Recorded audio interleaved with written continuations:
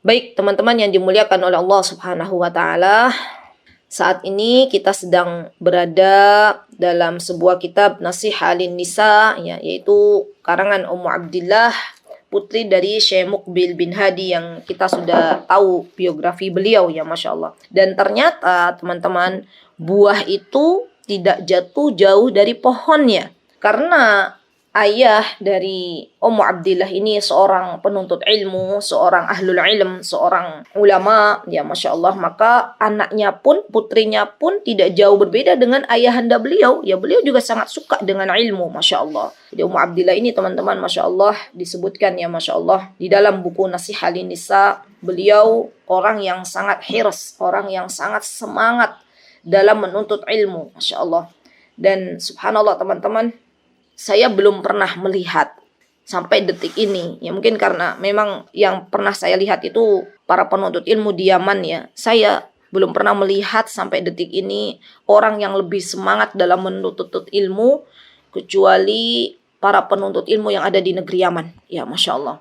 Jadi subhanallah, benar-benar mereka tuh ketika menuntut ilmu menggunakan waktu mereka untuk duduk mencari ilmu. Jadi ilmu itu sebenarnya, teman-teman, harus dicari, bukan ditunggu, dicari, ya, Masya Allah. Walaupun sampai harus ke sebuah negeri yang jauh, kalau memang di sana ada ilmu, maka kita cari ilmu tersebut, ya, Masya Allah. Bahkan, ya, Masya Allah, teman-teman, ketika Ummu Abdillah ini mengarang sebuah kitab, ya, Masya Allah, beliau juga meminta muqaddimah, ya, atau kata pengantar dari ayahanda beliau Syekh Muqbil bin Hadi rahimahullahu taala. Maka Syekh Muqbil mengatakan dalam muqaddimah, di sini dikatakan muqaddimah biqalamil walid al-fadil Syekh Muqbil bin Hadi al-Wadi'i. Syekh Muqbil mengatakan di dalam muqaddimahnya, ya, beliau memberikan nasihat kepada kita kaum wanita. Kata beliau, wan nas fi sya'nin niswah yanqasimuna ila thalathati aqsam. Jadi manusia itu, ya, dalam perkara wanita atau dalam urusan wanita, manusia terbagi menjadi 3. Yang pertama adalah orang-orang yang melepaskan kendali para wanita. Jadi mereka membebaskan wanita itu tanpa ada batasan-batasan tertentu.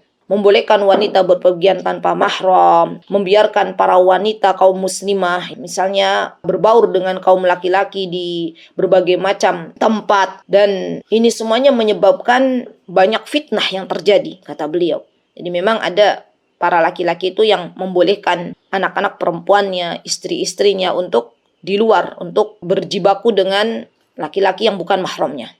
Yang kedua, ada dari kalangan manusia, dari kalangan laki-laki yang membiarkan para wanitanya yang berada di bawah tanggung jawabnya itu tanpa diberikan arahan, tanpa diberikan ilmu, ya, sehingga para wanita ini tidak tahu akan kewajiban-kewajibannya, tidak tahu apa yang harus ditunaikan di dalam kehidupannya. Dia melanggar perintah-perintah Allah, melanggar larangan-larangan Allah.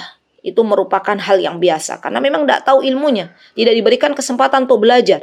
Dan kondisi yang ketiga adalah para laki-laki, ya, Masya Allah, yang mereka sangat perhatian kepada kaum wanita. Mereka berusaha mengajari kaum wanita ini dengan batasan-batasan yang ada di dalam Al-Quran dan As-Sunnah. Masya Allah, subhanallah.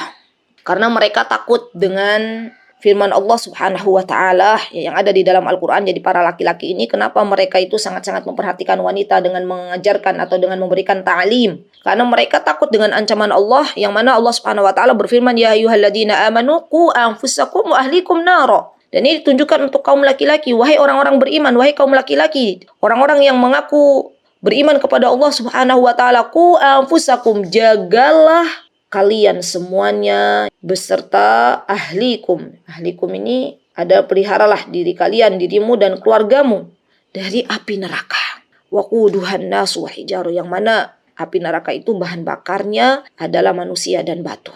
Ya, subhanallah. Dan bersyukurlah teman-teman yang dimuliakan oleh Allah, ketika teman-teman saat ini diberikan suami-suami yang mengizinkan teman-teman untuk belajar. Dan sebagai bentuk memuliakan suami kita, kalau kita sudah punya suami, atau teman-teman yang saat ini belum menikah, ya punya ayah, ya izin ke ayahnya, ke walinya. Saya izin untuk menuntut ilmu, boleh enggak gitu ya? Kalau boleh, maka berterima kasihlah. Alhamdulillah, terima kasih. Karena ada loh, saya pernah dapat curhatan seorang wanita di Yogyakarta. Mau nuntut ilmu saja, mau pergi menuntut ilmu saja dihalang-halangi oleh suaminya. Tidak boleh. Subhanallah. Jadi kita benar-benar bersyukur nih. Pertama kepada Allah, kemudian berterima kasih kepada suami kita, kepada ayah kita yang telah memperbolehkan kita untuk belajar agama kita, menuntut ilmu. Ya, subhanallah. Nah, kemudian teman-teman yang dimuliakan oleh Allah Subhanahu wa taala, ini yang dijelaskan oleh Syekh Mukbil dalam kitab Muqaddimah ya untuk putri beliau yaitu Ummu Abdillah. Ya, dalam karya tulis Ummu Abdillah, Masya Allah. Baik. Kemudian beliau juga berpesan ya Masya Allah di dalam muqaddimahnya, kata beliau, adapun penulis Nasihat Nisa ini adalah Ummu Abdillah ya. Beliau adalah, kata ayahnya nih ya, memberikan keterangan ya. Dan ini bentuk pernyataan dari seorang ayah kepada anaknya ya. Kata Syekh Mukbil, Ummu Abdillah ini adalah seorang wanita yang selalu mencari faidah dalam berbagai ilmu agama. Masya Allah ya. Lihat seorang ayah mengatakan kepada putrinya, fa innaha ya mustafida fi ulumin syatta. Masya Allah. Muta'addibah bi adabi Rasulillah sallallahu alaihi wasallam. Masya Allah, beliau juga orang yang sangat muaddabah. Muaddabah itu orang yang sangat benar-benar menjaga adab ya Masya Allah. Beliau juga orang-orang yang benar-benar memperhatikan apa-apa yang telah dicontohkan oleh Rasulullah Sallallahu Alaihi Wasallam ya Masya Allah. Bahkan kata Syekh Mukbil, Ummu Abdillah ini harisatun ala waktiha. Masya Allah, beliau adalah orang-orang yang sangat-sangat memperhatikan waktunya. Ghayatul hirs, Masya Allah, dengan penuh antusias. Lihat teman-teman, orang yang memperhatikan waktunya menit demi menit, jam demi jam, mereka adalah orang-orang yang sukses ya Masya Allah. Kemudian kata Syekh Mukbil, karena Ummu Abdillah ini orang yang sangat memperhatikan waktunya, sangat mencintai ilmu, sangat beradab ya Masya Allah. Min ajli hadza, kata beliau, maka dari itu barakallahu fi ilmiha, Allah memberikan keberkahan atas ilmunya. Masya Allah. Harisatun ala ifadati akhwatiha. Masya Allah. Dan beliau juga seorang wanita yang sangat semangat memberikan faidah terhadap saudari-saudarinya. Ya, saudari-saudari muslimah yang lainnya, Masya Allah. Beliau juga, Masya Allah, mengajarkan para muslimah Yaman ya, dengan pelan ya, dengan selesai satu kitab, berpindah lagi ke kitab berikutnya. Dan ini yang memang seharusnya kita lakukan ya akhwat. Jadi yang namanya belajar itu tidak lompat-lompat. Yang namanya belajar itu butuh tadarruj, butuh proses. Dari mulai kitab kecil terus dan nanti kita akan mendapatkan banyak faidah. Kalau kita meninggalkan dasarnya, kalau kita meninggalkan usulnya, maka hurimal wusul. Kita tidak akan mendapatkan yang lebih tinggi dari ilmu yang akan kita peroleh. Ya Masya Allah. Jadi untuk kurikulum bukan hanya ilmu dunia, tapi ilmu agama juga perlu. Untuk membahas kitab akidah diperlukan dari mulai misalnya Qawaidul Arba terus. Dari mulai misalnya membahas kitab fikih, dimulai dari apa itu ada kurikulumnya. Dan itu yang mesti kita ketahui. Setelah kita selesai satu kitab, berpindah ke kitab berikutnya. Sehingga benar-benar ilmu yang kita dapatkan itu benar-benar menyeluruh ya Masya Allah. Dan kita berharap kepada Allah Subhanahu wa taala ya agar Allah memberikan kesempatan itu kepada diri kita masing-masing. Ya Masya Allah. Nah, itu adalah tazkiyah, kemuliaan yang muqaddimah yang telah disampaikan oleh Syekh Mukbil bin Hadi kepada putri tercintanya yaitu Ummu Abdillah. Masya Allah. Kemudian di sini ada juga muqaddimah, kata pengantar dari Ummu Abdillah, dari penulis dari kitab ini. Kata beliau membawakan ayat yang mana Allah Subhanahu wa taala berfirman dalam surah Al-A'raf, kata beliau, uballighukum risalati rabbi wa ana lakum nasihun amin. Aku menyampaikan amanat-amanat Rabbku kepada kalian dan aku adalah pemberi nasihat yang terpercaya bagi kalian. Ini dalam surat Al-A'raf ada ya.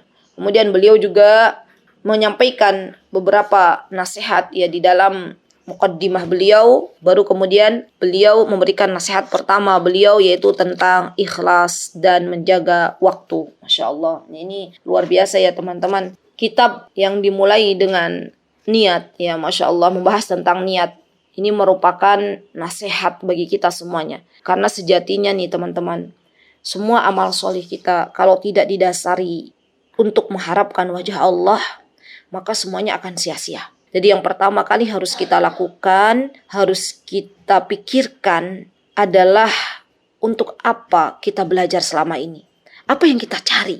Karena subhanallah, niat ikhlas ini teman-teman merupakan tanda agar amal solih kita diterima di sisi Allah Subhanahu wa taala. Orang kalau pengen diterima amal solihnya di hadapan Allah, maka dia harus benar-benar berusaha untuk mengikhlaskan niatnya hanya untuk mencari ridha Allah.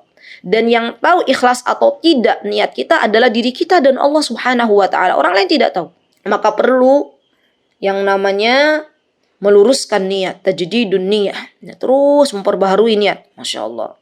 Dan subhanallah, beliau membawakan sebuah hadis, ya, dan ini insya Allah hadisnya sudah tidak asing lagi bagi kita semuanya, di mana hadis ini ada di hadis Arba'in An-Nawawiyah, ya, Masya Allah, hadis Umar bin Khattab, ya, innamal a'malu binniyat. Saya tidak akan memperpanjang hadis ini karena insya Allah semuanya sudah paham, ya. Atau kalau misalnya perlu dibahas, silahkan kembali ke kitab hadis Arba'in An-Nawawiyah, ada di sana. Kemudian beliau juga membawakan tentang ayat-ayat Allah Subhanahu wa taala, dan Masya Allah beliau mengingatkan kepada kita semuanya bahwasanya kita hidup di dunia itu adalah untuk mentaati Allah Subhanahu wa taala. Dan beliau menjelaskan Masya Allah bahwasanya yang dimaksud dengan takwa, mentaati Allah Subhanahu wa taala, itu adalah sebuah kata yang menyeluruh.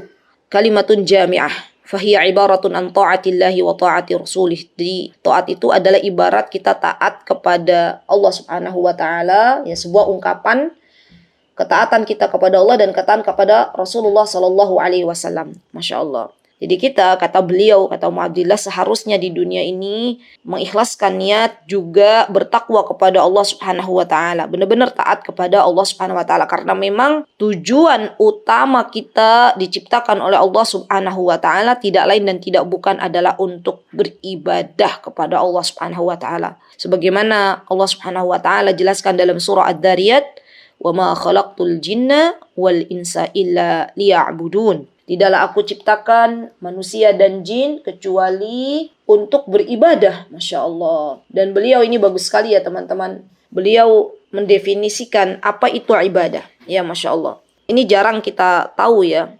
Apa itu ibadah? Kita sudah sering dengar kata ibadah, tapi kita belum banyak tahu definisi ibadah yang sesungguhnya. Kata beliau, al-ibadah ya fil lughah al-khudu' wa dhillah. Ibadah itu secara bahasa itu adalah merendahkan diri, tunduk kepada Allah Subhanahu wa taala. Dan secara istilahan, secara terminologi, sebagaimana dikatakan oleh Syekhul Islam di dalam kitab beliau Al-Ubudiyah. Ya, ini juga bagus teman-teman kalau ada waktu baca tuh kitab Al-Ubudiyah karya Syekhul Islam Ibnu Taimiyah. Beliau mengatakan bahwasanya ibadah itu adalah ismun jami', adalah sebuah nama yang mencakup segala sesuatu lima yuhibbuhullah wa yardah, yang dicintai oleh Allah Subhanahu wa taala dan diridhai oleh Allah Subhanahu wa taala. Lihat, jadi ibadah itu bukan hanya salat, bukan hanya saum, bukan hanya zakat, tapi semua nama, ya, yang mana semua aktivitas, yang mana aktivitas tersebut adalah sesuatu yang diridhai oleh Allah, yang dicintai oleh Allah Subhanahu wa taala. Dan beliau mengatakan, Syekhul Islam, minal aqwali wal a'mali adh-dhahira wal batinah. Baik itu ibadah tersebut berupa perkataan, ya, misalnya zikir, itu kan ibadah. Nasihat, itu juga ibadah. Berkata-kata yang baik, itu juga ibadah.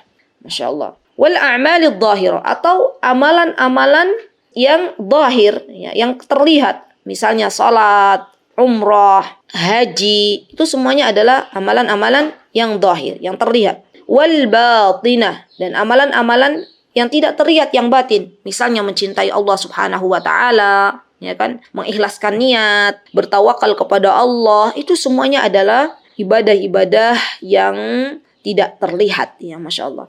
Dan beliau mengatakan semuanya terhitung dalam ibadah. Ya, Masya Allah. Ini bagus banget ini teman-teman, definisi ibadah. Jadi ibadah itu adalah semua nama, semua aktivitas yang Allah Subhanahu wa taala cintai dan ridhoi, baik perkataan maupun perbuatan, baik perbuatan yang terlihat maupun yang tidak terlihat. Semuanya dikatakan dengan ibadah. Ya, Masya Allah. Kemudian beliau memberikan nasihat kepada kita semuanya. Kata beliau, sesungguhnya kita itu diciptakan bukan untuk dunia, bukan untuk sekedar makan, bukan untuk sekedar minum, bukan untuk sekedar leha-leha gitu ya. Tapi kita diciptakan oleh Allah Subhanahu wa taala untuk diuji. Ya, Masya Allah. Allah Subhanahu wa taala menjelaskan di dalam banyak ayat bahwasanya dunia ini adalah tempat di mana sebuah permainan belaka ya. Banyak orang-orang tertipu dengannya, padahal dunia adalah sebagai tempat yang melalaikan ya, bermegah-megahan di antara manusia, itu adalah sifat dari dunia ya. Taib. Nah, teman-teman yang dimuliakan oleh Allah, kemudian beliau juga mengingatkan kepada kita untuk al-muhafadzah 'alal waqt ya, Masya Allah. Ini juga nasihat yang terbaik untuk kita, bahwasanya menjaga waktu itu adalah sebuah keniscayaan. Masya Allah. Menjaga waktu adalah sebuah kewajiban kita semuanya.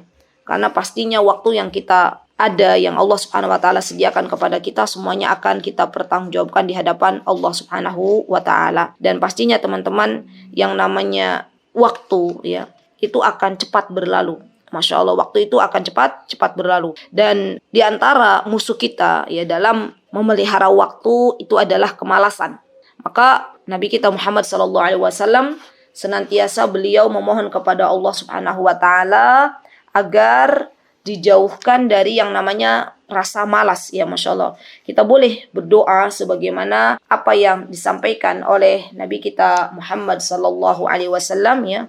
Allahumma inni a'udzubika minal ajzi wal kasal. Ini doa kita baca ya, Masya Allah, dan meminta perlindungan kepada Allah Subhanahu wa taala dari rasa malas dan rasa lemah ya, Masya Allah. Karena memang terkadang kita ada waktu di depan kita, tapi ternyata kita nggak mau bergerak, mager ya, malas gerak, malas untuk beramal salih. Padahal subhanallah, 1 menit saja waktu yang kita buang ya, sama saja kita sudah menjadi orang yang merugi. Masya Allah. Karena kelak Allah Subhanahu wa taala akan bertanya semua kenikmatan ya, termasuk dari waktu yang kita gunakan di dunia ini. Dan musuh yang kedua ya, selain dari malas, itu adalah nafsu kita.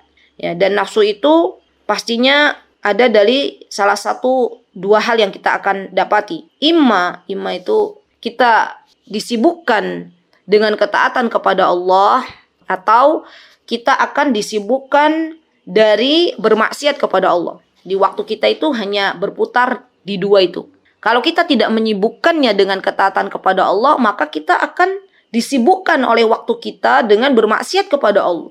Tinggal kita pilih yang mana. Allah sudah memberikan di depan mata kita ini loh. Kata Allah Subhanahu wa taala, kita berikan modal nih. Nah, kamu mau pilih yang mana? Mau pilih ketaatan kepada Allah atau bermaksiat kepada Allah? Mau pilih kiri atau kanan? Boleh pilih. Subhanallah. Yang penting nanti kata Allah Subhanahu wa taala, di akhir nanti ada pertanggungjawaban dari modal waktu yang aku berikan. Sama ketika ibu-ibu nih belanja di toko, belanja di warung ya. Maka ibu-ibu boleh memilih mana saja, boleh milih ini, boleh milih itu. Tapi ingat tuh, di ujung sana ada kasir yang menagih apa yang telah kita ambil. Ya, Masya Allah. Di subhanallah, ternyata waktu yang kita ambil dari modal hidup kita, semuanya akan kita pertanggungjawabkan di hadapan Allah Subhanahu wa taala. Kemudian beliau juga menegaskan bahwasanya yang musuh kita ya, di antara yang melalaikan waktu kita adalah syaitan. Ya, syaitan ini benar-benar ada jeratan-jeratannya ya. Jadi dalam mengganggu anak Bani Adam itu, mereka, para syaitan, setahap demi setahapnya. Terkadang pada zaman sekarang nih teman-teman, termasuk di antaranya yang mungkin menjadi perhatian kita adalah sosial media ya, Masya Allah. Karena terkadang ketika kita sedang berada di sosial media, ini akan menghabiskan waktu yang sangat-sangat banyak. Tidak terasa ya, waktu kita habis. Padahal kalau kita pikir ya, setengah jam itu bisa untuk kita membaca Al-Quran, bisa kita untuk belajar. Tapi ternyata habis waktunya hanya di sosial media. Masya Allah. Beliau terakhir sebelum beliau menutup tentang betapa berharganya waktu, maka beliau mengatakan ya Masya Allah, dan ini nasihat untuk kita semuanya. Kata beliau, wa innal waqta samin aghla wallahi minal milyarat wal dhahabi wal fiddah. Kata beliau, sungguh waktu itu lebih berharga, lebih mahal ya di sisi Allah Subhanahu wa taala daripada uang miliaran, daripada emas dan perak. Masya Allah. Wa ma dhahaba minhu la yumkin tudhariku hatta yalijul jamal fi syammil khiyat. Bahkan yang telah berlalu itu tidak mungkin diperolehnya kembali sampai unta masuk ke lubang jarum. Meskipun misalnya ini sebuah perumpamaan, ada unta masuk ke lubang jarum ya, maka kita tidak bisa lagi untuk menariknya kembali. Kita tidak akan bisa lagi menarik waktu yang sudah kita habiskan ya Masya Allah. Dan ini nasihat pastinya apa yang saya sampaikan pertama kali untuk diri saya. Baru kemudian saya sampaikan untuk sahabat-sahabat yang saya cintai. Masya Allah. Ya. Sampai kemudian beliau menulis sebuah, di dalam kitab beliau itu menulis syair, kata beliau, qad hayya'uka li amrin law fatinta lahu fa arba bi nafsika an tar'a ma'al hamal wal nakun kamakil fakun rajulan rijluhu fis sara wa hamatun himmatihi fis suraya. Masya Allah, ini bagus sekali. Kata beliau, jadilah engkau sebagai seseorang yang kakinya di bumi, sedangkan cita-citanya setinggi bintang Suraya. Allahu Akbar. Jadi walaupun kita ini, kaki kita masih berada di bumi teman-teman, tapi cita-cita kita tinggi untuk mengejar akhirat. Ya Masya Allah. Inilah yang seharusnya dimiliki oleh kita sebagai seorang muslimah. Cita-cita kita, proyek kita, semuanya fokus untuk mengejar akhirat yang akan kita tempati nanti. Kita pulang kampung nanti di akhirat, dan dunia yang sebentar ini akan kita tinggalkan. Baik, kesempurnaan hanya milik Allah Subhanahu wa taala, dan pastinya kekurangan milik saya pribadi. Saya mohon maaf yang sebesar-besarnya. Aqulu qouli hadza wa astaghfirullah li wa lakum wa akhiru da'wana alhamdulillahi rabbil alamin. Assalamualaikum warahmatullahi wabarakatuh.